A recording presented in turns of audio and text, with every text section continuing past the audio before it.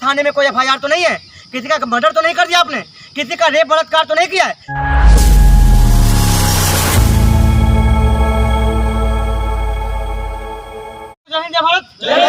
मैं अक्षय सिंह का फिर से स्वागत करता हूं आप सभी का। और जैसा कि आप सभी को पता है कि इंडियन आर्मी की भर्ती आ चुकी है, उस भर्ती में आज हम बताएंगे कि क्या क्या डॉक्यूमेंट्स लगते हैं। वो डॉक्यूमेंट्स अगर आपके पास नहीं है तो आप इंडियन आर्मी में फिजिकल के लिए नहीं जा सकते हैं, किसी भी वैकेंसी में हो। अगर इंडियन आर्मी में technical, clerk, store keeper, tradesman, GD किसी में भी आप अगर जाते हैं तो मेन तौर पे जो इम्पोर्टेंट चीज़ें हैं वो सबसे पहले आपको डॉक्यूमेंट्स की जरूरत पड़ती है। और आपको बताएंगे कि क्या क्या डॉक्यूमेंट्स जरूरी है और क्या क्या लेकर आप जाएँ। तो सबसे पहले आप ये देख रहे हैं join Indian army government of India. ये आप देख रहे हैं, ये इनकी वेबसाइट होती है इंडियन आर्मी की। उस वेबसाइट पे आप जाएंगे तो उसमें आप रजिस्ट्रेशन जब कराते हैं तो आपको ये रिसीविंग मिलती है। और ये रिसीविंग के तहत ही आपको जब फिजिकल टेस्ट होता है, फिजिकल डेट आती है, तो इसी के अकॉर्डिंग आपको दूसरा लेटर मिलता है। यह है आपका admit card for physical test Indian Army, इसी को PST बोला जाता है। जब फिजिकल टेस्ट में आप जाएंगे दोस्तों तो आप सभी को इंडियन आर्मी की इस कागज़ को आपको लेके जाना है, वरना आप किसी भी सेंटर में भर्ती देखने के लिए जाते हैं, अगर आपके पास ये नहीं है तो आपको डिस्क्वालीफाई कर दिया जाएगा, चाहे आपके पिताजी हो उस आर्मी सेंटर में क्यों ना हो, लेकिन आपको वहाँ पे कोई मान्यता नहीं दी जाएगी।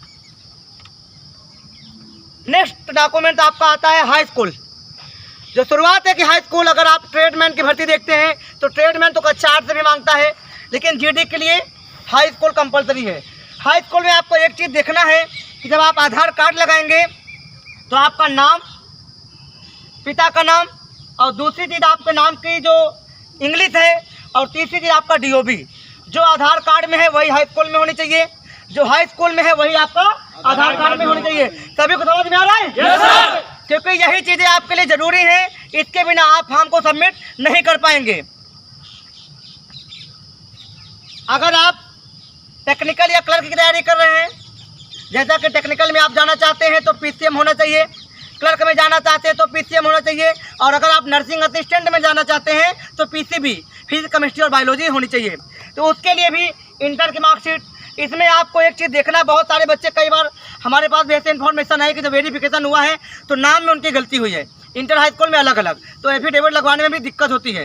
तो आपको इंटर की मार्कशीट में देखना है कि जो रोल नंबर है और आपका जो हाई स्कूल में मार्कशीट में नाम दिया है वो सेम होना चाहिए, क्योंकि स्पेलिंग अगर मिस्टेक होगी तो वहाँ पर भी आपको डिस्क्वालीफाई कर दिया जाएगा। तो सबसे पहले आप लोग अपने डॉक्यूमेंट की जानकारी ले लेंगे, और सभी लोग जब फॉर्म भरने जाएंगे तो डॉक्यूमेंट एक बार चेक करके जाएंगे। सभी को बताएं? ठीक है। उसके बाद आपका आता है आय प्रमाण पत्र। आय प्रमाण पत्र सेना क्यों मांगती है ये किसी को पता है?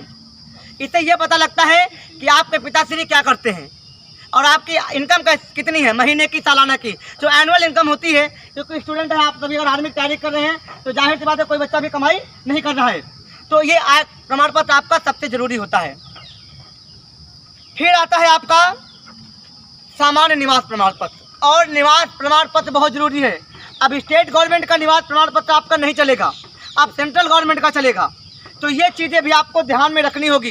अगर आर्मी की तैयारी कर रहे हैं तो अगर जिसके पास टाइम है वो सेंट्रल का बनवा ले, फिलअप तो कर लेंगे लेकिन वहाँ पे सेंट्रल के डॉक्यूमेंट्स आपको बाहर कर दिया जाएगा। इसलिए अभी आपको ये जानकारी दे रहा हूँ कि स्टेट गवर्नमेंट का जो निवास होता है वो एलिजिबल नहीं है, लेकिन आपके पास निवास का होना बहुत ही ज़्यादा कंपलसरी है। ठीक है। उसके बाद आपका आता है जाति प्रमाण पत्र। जैसा कि आपको पता है कि आर्मी में जाति का कोई महत्व नहीं है, चाहे SC हो, चाहे ST हो, चाहे जनरल हो, हाइट एक साथ आपको करनी है। ये सभी को पता है? सभी को पता है ना? Yes sir. SC ST को भी हाइट में कोई बात छूट नहीं मिलती है। Yes sir. लेकिन अगर जो असम, नागालैंड है तो उनको संविधान संशोधन में उस प्रकार से छूट दी गई है।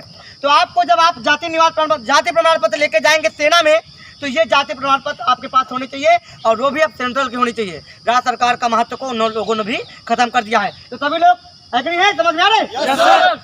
और उसके बाद भले 10 कहो, 50 कहो, 20 कहो, ये जिंदगी है आपकी। इसको क्या बोलते हैं? Stamp paper. और क्या बोलते हैं? एफिडेविट। एफिडेविट आपका बहुत जरूरी है। कोर्ट मैरिज करेंगे तब भी एफिडेविट लगेगा, लव मैरिज करेंगे तब भी लगेगा, नौकरी ज्वाइन करेंगे तब भी लगेगा, और सिलेक्शन जब छोड़ के आएंगे, जब आप रिटायरमेंट होते तब भी एफिडेविट आपका जरूरी है। तो एफिडेविट इंडियन आर्मी की सिलेक्शन प्रोसेस में बहुत ही महत्वपूर्ण भूमिका निभाता है।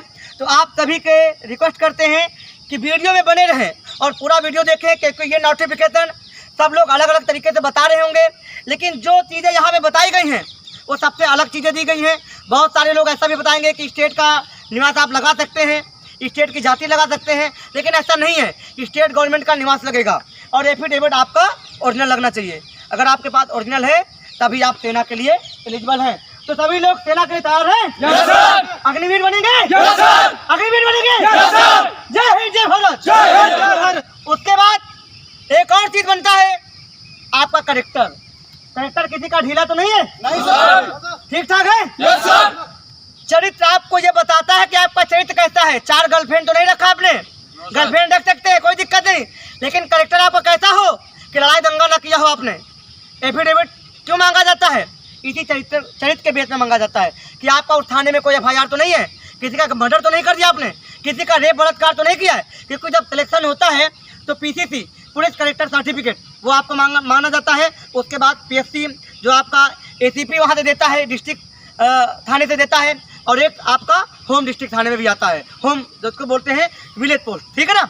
तो ये चीज़ आपके लिए बहुत ज़रूरी है कि चरित्र प्रमाण पत्र आपका सही होना चाहिए। पहले से ही चेक करा लें कि चरित्र में कोई गंदगी तो नहीं है।